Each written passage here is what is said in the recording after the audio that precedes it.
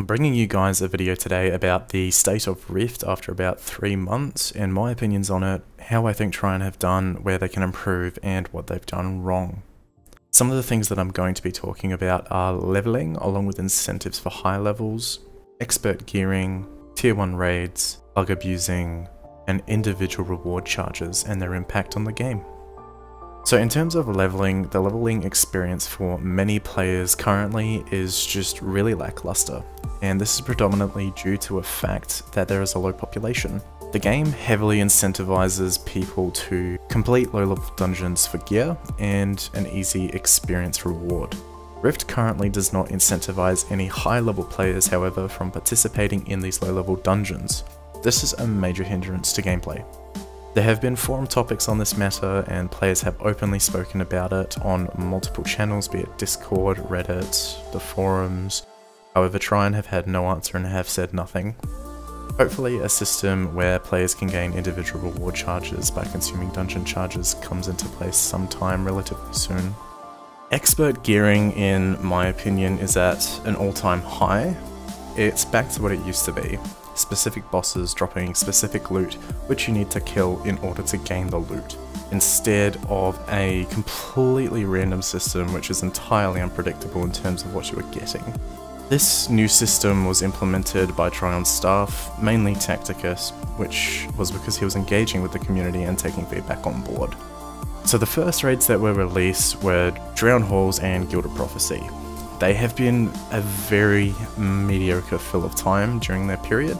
They're both exponentially easy, with a majority of bosses allowing you to AFK with an auto clicker, which I'll show you. So just witness myself here killing one of these raid bosses, completely AFK for the entire duration. I mean, you could argue that this is only possible because we currently heavily outgear the content. However, this was also achievable on the release day. Mechanics also do not seem to matter. On the first boss you're currently seeing, he is supposed to teleport in a player, and then the tank is supposed to move the boss aside so that the boss does not cleave the player. However, in this iteration of the fight, the boss does minimal damage to the raid, the tank, and any other player caught in any mechanic. This again allows you to simply stand there and kill bosses for little to zero effort. The looking for raid system is never used. So in all of the times that I have tried to use the looking for raid system, it has never actually popped. The only way that I can get a group going is by getting 10 people and zone us in through the looking for raid system rather than running to the instance portal, and that is currently its only use. The thing is that Trion makes this argument that Rift is not going to be challenging due to the fact that every single raid is based around looking for raid difficulty, where anyone can get together and do it because they're on the looking for raid system. And this is completely asinine. To say that fights and bosses are only going to be as difficult as looking for raid allows it to be, just kills off a huge portion of people that are coming back. When you guys first told us about the interaction of Prime coming to the game, when we were on live before, it was said that there would be hard modes, normal modes, easy modes. It was said that it was going to be a fast progression server. There was just so many things that were going to be said, and none of these things actually happened. Look at the population of the game from when it first came out to where it is now. Today was the first day I logged into Rift and I had 2 people online in my guild, and I had 0 friends. That's the first time that's ever happened to me. I don't know what to really say in regards to that, outside of just making this video. That entire scenario was the whole reason I am making this video. So I spoke to a few of my friends and their opinions on why things are and what can improve, and most of what I'm saying is basically what they've said. I mean, we can talk about bug abusing now. So bug abusing is at an all-time high. Approximately 80% of the bosses in this game can be bug abused, and nothing has been done to fix these issues. They've persisted for over a month. Like, for example, 3 out of 5 bosses in Greenscale's Blight can be pulled to the entrance of the instance, allowing you to continuously respawn. This makes any enrage mechanic negligible, or any mechanic at all. You can just simply continuously die and resurrect. I guess that if the effect that you were trying to put onto us is that all the Necromancer roleplayers would have a good time in Rift, then that's what you should be advertising, because that's pretty much what it's like, and it's just sad. The entire instance of Gilded Prophecy can be exploited by rushing to the third boss and gaining stacks of crystals. For starters, you can gain stacks of crystals and then die, and then respawn and run back to the boss and get the boss down to 90% again to get more stacks of crystals without ever losing your initial stack.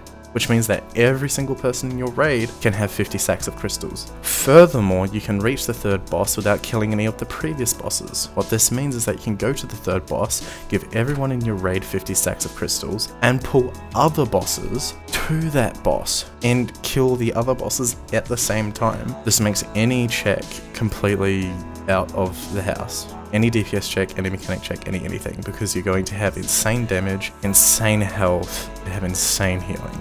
So I hope one day some of these issues are fixed. They've been out for a long time. Now again, the main reason why I made this video was because of the lack of players. One part that I really find disheartening is many guilds have quit Rift Prime, and there's only a handful of guilds left and they're hanging on by a thread. Even though majority of the reasons above contribute to the abandonment of these guilds, the main reason is the vision of Rift currently. The vision that it's following. Rift used to be about getting together with your friends, with your guild, progressing on bosses together, coming together once, twice, or many times a week to play together and have fun together. This just is not the case anymore. Rift Prime has adopted the ideology which destroys guilds. The introduction of no raid lockouts and individual reward charges.